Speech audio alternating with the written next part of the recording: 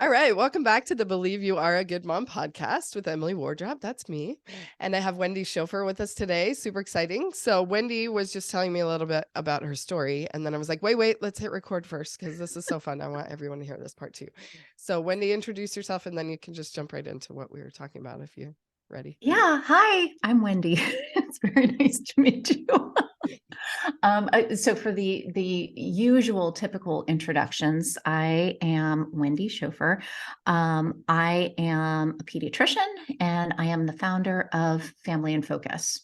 That's the most condensed version. Right.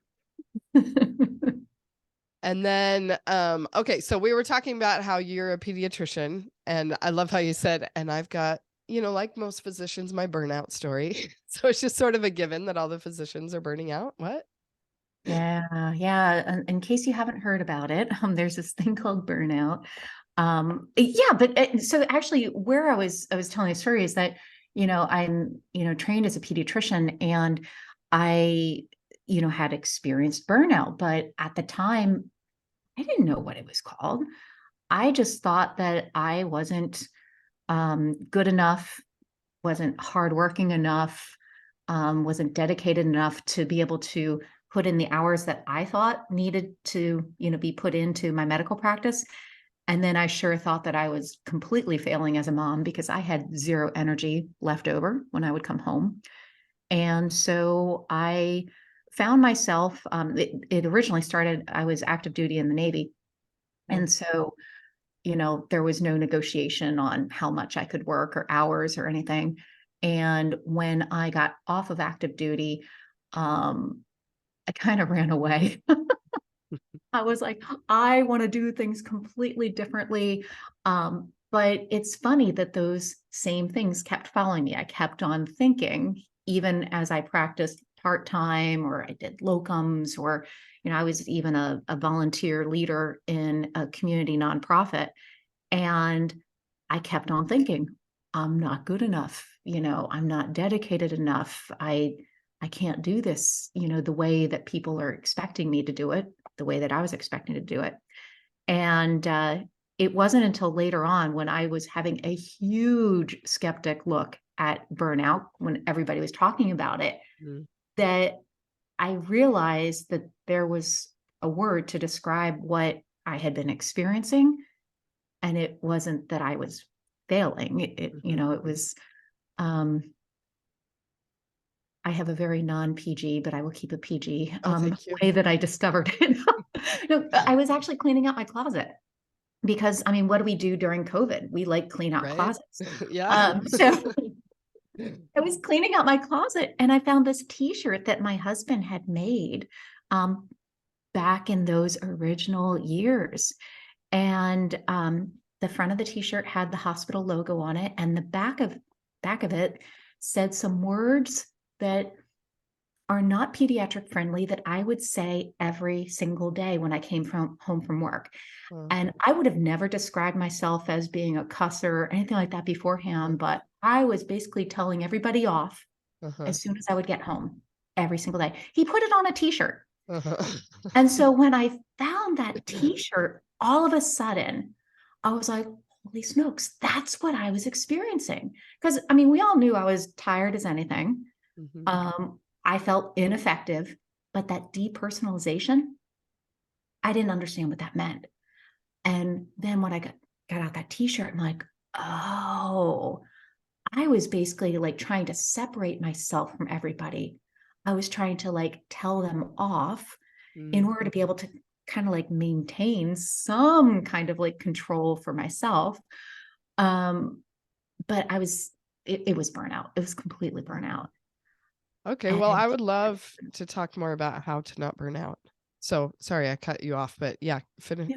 continue your story and then we'll dig deep. Oh, no. But that just was that moment for me that I realized it wasn't something that was wrong with me. It was something that I had experienced. And then, starting to learn about um the different tools and just, cognitive distortions and of course limiting beliefs. Oh, got plenty of those, Mm. plenty of those. But really starting to look at the tools that I could use to be able to reframe what I had thought of as all the ways that I was failing, and started digging my way, back out. And so, you know, we always talk about how we are our first client. Yep. True, true, true. Totally true. So my coaching journey just started with me finding something like, oh, I'm not the problem, but I can be a part of, really making the difference for where I want to go into the future. And I started applying those tools, to myself, in my family, in my practice, and it just kind of grew from there. Awesome. Oh, so fun. Okay. So I love this so much. You're not failing, you're just burned out. So whether you're a physician or not, you are a mom. And so you're probably experiencing burnout, whether you're quote unquote just a mom, or you're trying to do a side gig at the same time, or you're the PTA president at the same time, or you're, trying to realize that you are a person. That's what I say. I am a person. So Oh, just doing anything for yourself feels like, how do I even have time to do anything for myself when I'm completely burned out just being a mom, right? And so understanding that you're not failing, you are a good mom, and there's a lot of things on your plate. There's a lot of thoughts, there's a lot of feelings, and that the burnout comes from thinking that you're not enough. I just want to scream this from the rooftops. Like, the burnout is not how many things are on your to-do list, or, you know, how many diagnoses your kids have, or anything. It's all about your thought. And if you're thinking that you're not enough, you're never going to be enough, and you're just going to continue to burn out. So we have to believe that we are enough. We are good, in order to see that in our result line instead of what we mhm. currently have in our result line of burnout, right? So I love your story and how it applies to every mom probably, right? I feel that in my core, just, having you reflect that back, like, yeah, you are enough. And, I always think of burnout as the stress that we just kind of carry with us that we can't outrun, Mm-hmm. all the things on the to-do list, but also that whole story that we're carrying, that we're not enough. Yeah, There was no outrunning that I could do to get away from that stress. I exactly. carried it everywhere with me. And so, yeah, I mean, just choosing to consider that that was not actually the truth. Mm-hmm. Oh, I took that as truth to the core, that I was not enough. I found lots of evidence for it, Yeah. but oh, so, so solid Yeah. now to be able to say, yeah, no, that's baloney, complete baloney. Yeah. Well, and really, maybe the truth is we're not enough. Like, what does enough even mean? Probably our Mm, definition of enough will never be enough, right? So we actually need to change our definition in order to believe that we are enough. We need to mm. change our definition of what a good mom is in order to believe that we are a good mom. And most of us have a ridiculously long expectation list.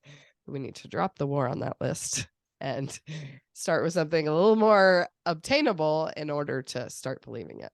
And that's what I do in my coaching program. But so tell us more about, you said a couple of big words that we're like, come on, we're not all doctors here. What are you Oh talking no, about? sorry. Call me out. Totally call me out, please. I'm just kidding. A little bit. Okay, so tell me about depersonalization, because that sounds fun. Okay, I'm sorry. I took notes on the words. I'm like, what? Oh, goodness. Well, it's funny. From medicine, I always thought that depersonalization meant that I was talking about my patients by diagnoses, Mm. So which they're is not a why, person, they're a diagnosis. That's what that means. yeah, Okay. which, I will use in this context the diabetic in that group. Exactly. Yeah, yeah. Oh, Oh, gosh, yeah. which I learned a long time ago. That's not the way you do it. You see the person. And so that's actually where I didn't understand about depersonalization. I actually thought, I'm not doing that. I don't experience that. I'm not talking about my patients that way. But what I also saw in that depersonalization was pushing things away, trying to remove myself from the situation, trying to remove other people, that it was more of kind of like blaming Mm, the system, mm, pointing fingers, putting, kind of like removing from um from the experience that I was actually having and trying to apply blame elsewhere. Gotcha. So one of my favorite brain hacks is to just say, of course, right? Of Mm, course I'm thinking that. Of course my brain would want to do that. And that's what we learn in therapy, right? Is the reasons why in our past that we are where we are. And if you don't want to dig into all of that, you can just summarize it with, of course my brain is doing what it's doing, right? There's a good reason for it. And it's usually protective. And so I mean, clearly I'm no doctor, but like I'm not your shrink. So I'm not here to say that whatever you were experiencing, of course your brain's trying to protect you from it. And that's why you were doing that. But I think that we do that, right? Especially like with our diabetic kids. We don't want to call them the diabetic. Like they have a name, right? And we use their yeah. name and they're not a diagnosis. They are a person, right? But sometimes, like, especially if the diagnosis maybe was a traumatizing experience, it, we probably experience some of that you're describing, like that our nervous system is trying to protect us from that trauma that we've experienced, and so there's some of that depersonalization going on. And so to recognize it and to retrain our brain that it's not a tiger, it's a toddler, right? I like to say that whether they're diabetic or not, it's like our brains think that our toddlers are tigers, right? And so, anyway, of course, it's doing that. And now that I have awareness of that, then I can, start reprogramming. Yeah. Oh, so many layers of truth in that. I mean, that amount of trauma that we're just experiencing. And I think part of that is also the other side of the depersonalization is just how we're looking at it like we're supposed to be machines. Mm, Especially in medicine, I'm thinking about, got to see more and faster and more efficient. Humans are not efficient. mm, Humans are not, clean and tidy. We are messy. We are inefficient. And that's what's beautiful about it. Totally what's beautiful. And I think that it's something that the more that I challenge that thought that I need to be a machine, mhm, more effective, more efficient, all that capitalist stuff about how, I need to kind of grease the skids and be a better machine. mhm. No, I'm a human. Yeah. Yeah. And our patients are human, our clients are human, our kids are human, yeah. Mhm. So much grace for the human condition is the solution to half of our problems, right? Um, okay, can we move on to another big word you said? Oh, goodness. How Okay. about cognitive distortions? That sounds good. So funny. I have been trying to remove all the acronyms from all of Mm. my Navy days, like no Oh, more yeah. acronyms.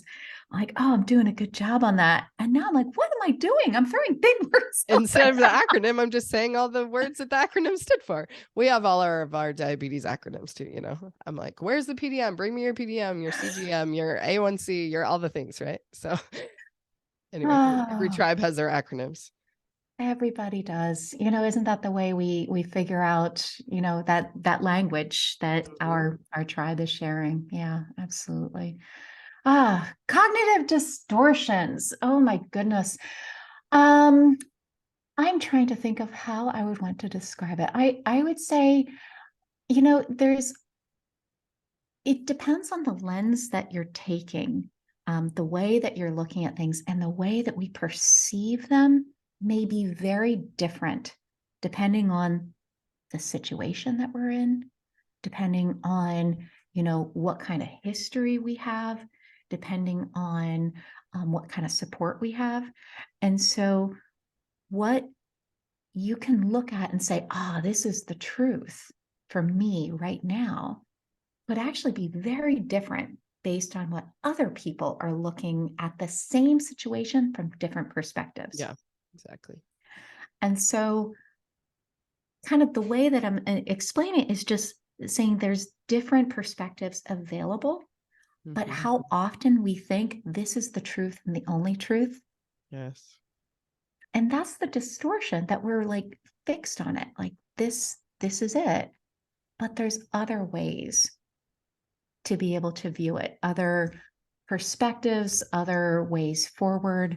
There's, a whole bunch of different ways that we could look at that. But I think it's something, just acknowledging that even when we think that something is so honest to goodness, this is the truth, the way that that I see it, it may not actually be helping us.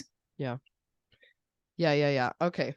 So cognitive distortions is the big way of saying the lens that you're looking through, right? Like we have all of our cute little, metaphors that help us understand these things, right? So even I'm long going to take before you with coaching, me. You shortened all of what I say. Thank I'll you. put everything Okay. in layman's terms.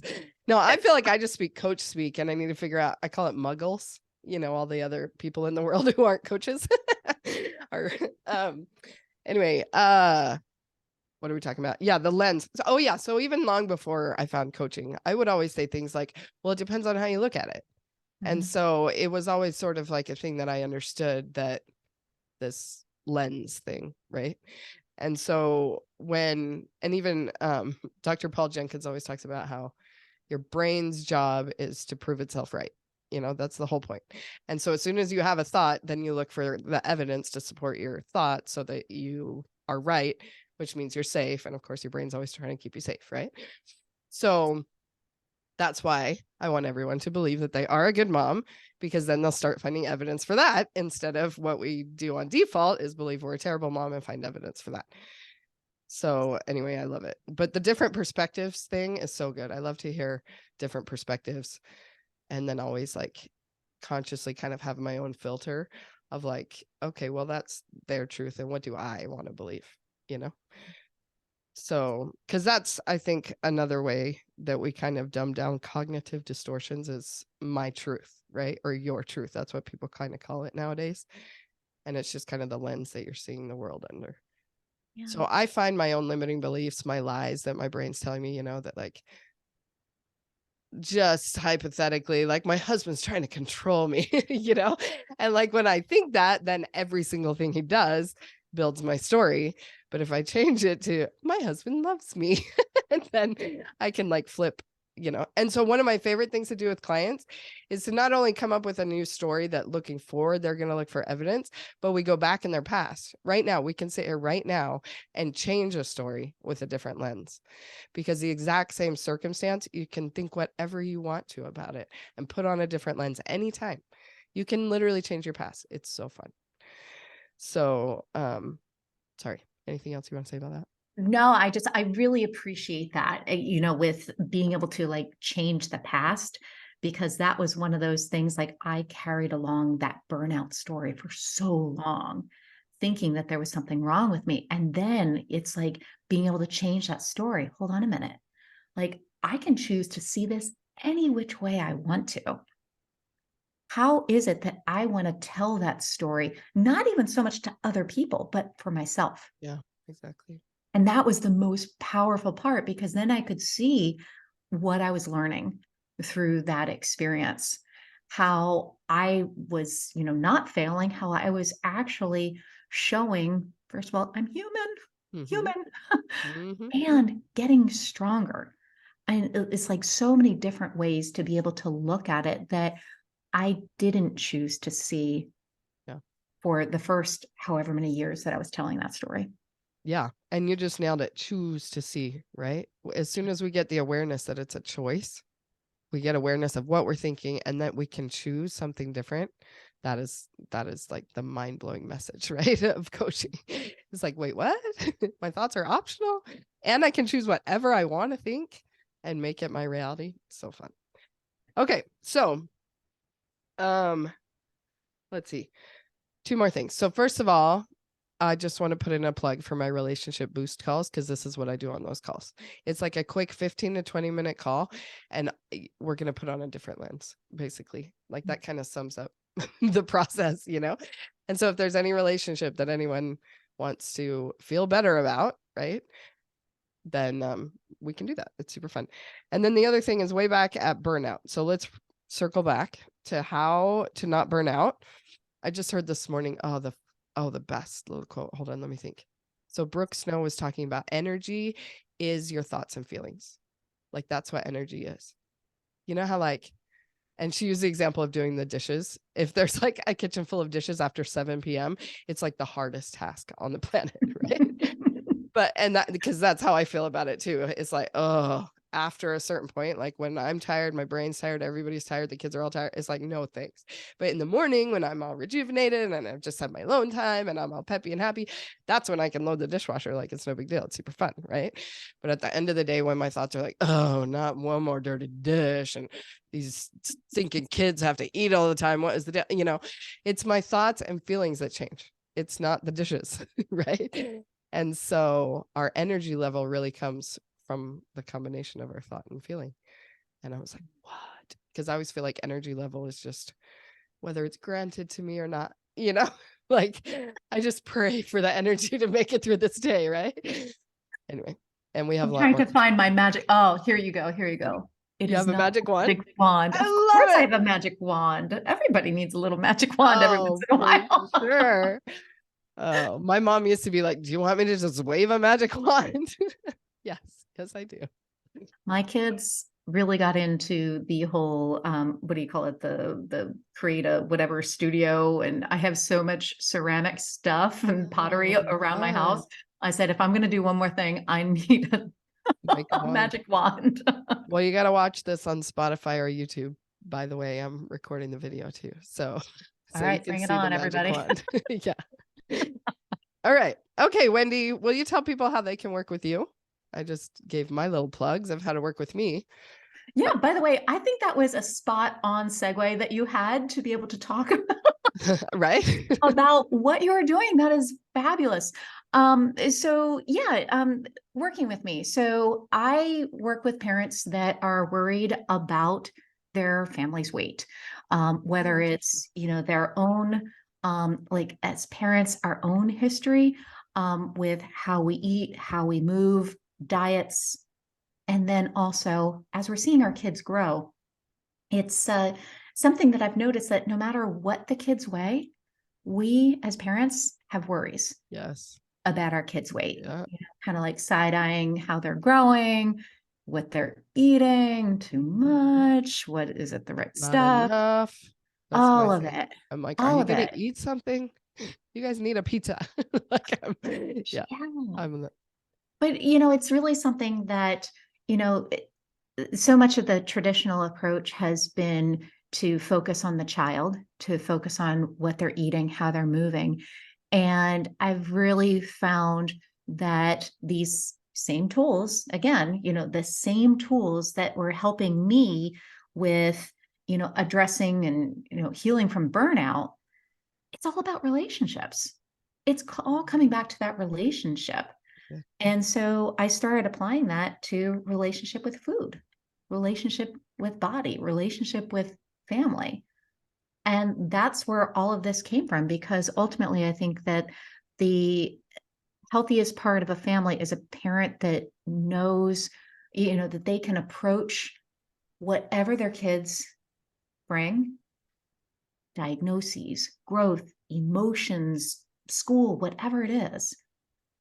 And we can just be there with our kids as they go through all of that. Find that calm, that confidence. And so that's what I work with parents on, really being that parent that our kids need, no matter where they're growing, no matter what's going on with school and diagnoses and all of it, all of it. that's Um, awesome. it's That is crazy. powerful, because I got to tell you, these are the things I didn't learn any of this stuff in medical school. That's for Yeah. sure. And Well, I and share even when you go to the doctor, like you yeah. said, the doctor is worried about being a machine. So they're just in and out. And I mean, even if you have a great doctor who you feel like is present with you, you've got kids screaming and crying all over the place because they know shots are coming.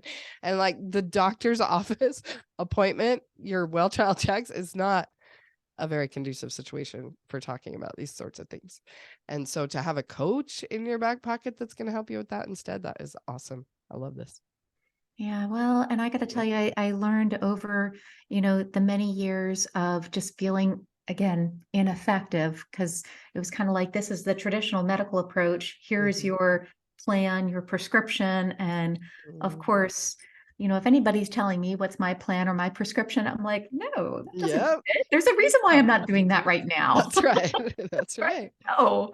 Yep. And so I think really understanding that and having that different kind of conversation. I talk with folks about how coaching is just learning a different language so that we can speak in a different way to really understand what is most important to you as a parent, what it is that you want to create, how you want to live. Um, Health, like define the health that you want to have for your family without the assumptions, because there's a lot of medical assumptions about what that should look like. Yeah. Yeah. Yeah. Exactly. Oh my gosh, it's so good. Coach and pediatrician Wendy Schofer. This has been amazing. So fun. Um, let me just check my notes because usually I get off the call and then I'm like, oh, there was all those other things I wanted to say. Okay, so I guess I'll just say if you have a kid with type 1 diabetes, make sure you're coming to our support group calls on Tuesday at 9:30 a.m. Mountain Time. It's totally free.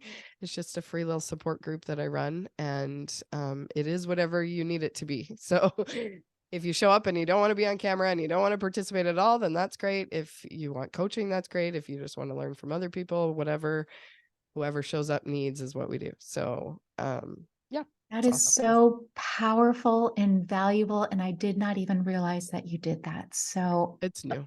thank So you. That is beautiful. yeah, so spread the word because it is new. And and the more the merrier, right? In a support group.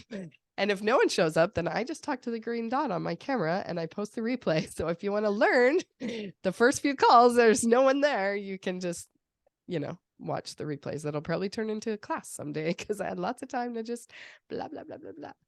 Been But there, I would done love it that. to be interactive too. So as people start coming, we'll have more of the actual support group thing. So anyway. Awesome. Well, thank you again, Wendy. Any last words of wisdom for us? Oh my goodness. Honestly, it's something that kind of going back to health, I guess the words of wisdom, health isn't defined by anybody else. Mhm. You get to define it, you get to create it, you get to live it. And so, I think that's something that I want to keep on saying over and over again, because that's truly, I think, the way that we can create that healthy life, no matter what diagnosis, no matter like anybody else's words, you get to create your own health and live that. And Good. I think that that's something that is truly magical to be able to share with our whole family. Yeah. Awesome. And it's got to be true because the doctor said it, right? Didn't go to all that school for nothing. Go through all that burnout for nothing.